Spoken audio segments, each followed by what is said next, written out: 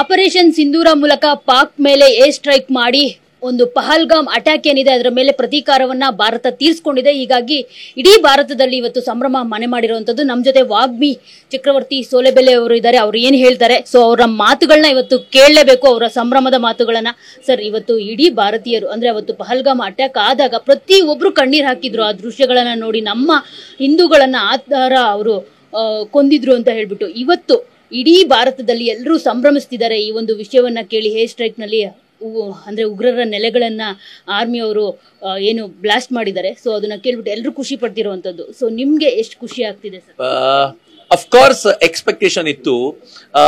In fact ಮೊದಲನೇ ಬಾರಿ surgical strike ಮಾಡುವಾಗ ನಮ್ಗೆ ಅಂದಾಜಿರಲಿಲ್ಲ ಈ ತರದೇನೋ ಮಾಡಬಹುದು ಅಂತ. ಬಟ್ ಅವಾಗ ಮಾಡಿದಾಗ್ಲೇ ಎಕ್ಸೈಟೆಡ್. ಏರ್ ಸ್ಟ್ರೈಕ್ ಮಾಡಿದಾಗ ನಾವು ನೆಲದ ಮೇಲೆ ಇರಲಿಲ್ಲ. ಇದೆಲ್ಲ ನೋಡಿದಾಗ ನಮ್ಗೆ ಎಕ್ಸ್ಪೆಕ್ಟೇಷನ್ ಇತ್ತು ನರೇಂದ್ರ ಮೋದಿ ಏನಾದ್ರು ಮಾಡ್ತಾರೆ ಅಂತ. ನನಗೆ ಎಕ್ಸ್ಪೆಕ್ಟೇಷನ್ ಏನು, ಪಾಕಿಸ್ತಾನವೇ ಎಕ್ಸ್ಪೆಕ್ಟ್ ಮಾಡ್ತಾ ಇತ್ತು, ಚೈನಾ ಎಕ್ಸ್ಪೆಕ್ಟ್ ಮಾಡ್ತಿತ್ತು, ಇಡೀ ವರ್ಲ್ಡ್ ಎಕ್ಸ್ಪೆಕ್ಟ್ ಮಾಡ್ತಿತ್ತು ನರೇಂದ್ರ ಮೋದಿ ಏನೋ ಮಾಡ್ತಾರೆ ಅಂತ. ಸೊ ಇವೆಲ್ಲವನ್ನು ನೋಡುವಾಗ ಎಕ್ಸ್ಪೆಕ್ಟೆಡ್ ಆದ್ರೂ ಕೂಡ ಈ ತರ ಆಗುತ್ತೆ ಅಂತ ಎಕ್ಸ್ಪೆಕ್ಟ್ ಮಾಡಿರಲಿಲ್ಲ. 9 ಠಾಣೆಗಳ ಮೇಲೆ ಏಕಕಾಲಕ್ಕೆ ದಾಳಿ ಮಾಡೋದು, ಭವಲ್ಪುರದವರೆಗೂ ನುಗ್ಗೋದು. ಭವಲ್ಪುರ ಅಂತಂದ್ರೆ ಪಾಕಿಸ್ತಾನದ ಒಳಗಿರುವಂತಹ ಜಾಗಕ್ಕೆ ನೀವು ಜನರ ವೇಷವನ್ನ ಬದಲಾಯಿಸಿ ನಿಮ್ಮ ಸೈನಿಕರಿಗೆ ನೀವು ಭಯೋತ್ಪಾದಕರ ವೇಷ ಹಾಕಿ ಕಳಿಸ್ಕೊಡ್ತೀರಾ.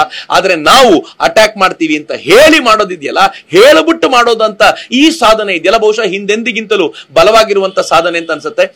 ಹೇಗೆ ಈ ಸಂಭ್ರಮನ ಹೇಗೆ ಹಂಚಿಕೊಳ್ಳೋದು?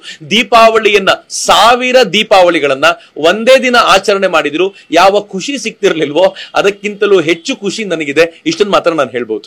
ಆಪರೇಷನ್ ಸಿಂಧೂರ ಈ ಹೆಸರಲ್ಲೇ ಎಷ್ಟು ಮಹತ್ವ ಇದೆ ಅಂತಂದ್ರೆ ಅವತ್ತು ಎಷ್ಟೋ ಹೆಣ್ಮಕ್ಳ ಸಿಂಧೂರವನ್ನ ಕಸಿದಿದ್ರು ನೋಡಿ. ಕೆಲವ್ರಿಗೆ ಕೇಳೇ ಇಲ್ಲ ನೀವು ಯಾವ ಧರ್ಮದವರು ಅಂತ. ಅವರು ಹೆಂಡ್ತಿದಿರು ಒಂದ್ ಸಿಂಧೂರ ಮತ್ತೆ ಬ್ಯಾಂಗಲ್ಸ್ ಹಾಕೊಂಡಿರೋದು ನೋಡಿನೇ ಹೊಡೆದ್ಬಿಟ್ಟಿದ್ರು. ಸೊ ಇವತ್ತು ಅದೇ ಹೆಸರಲ್ಲಿ ಅವ್ರನ್ನ ಹೊಡೆದಿರೋದು, ಅದ್ರ ಬಗ್ಗೆ ಹೇಳೋದು.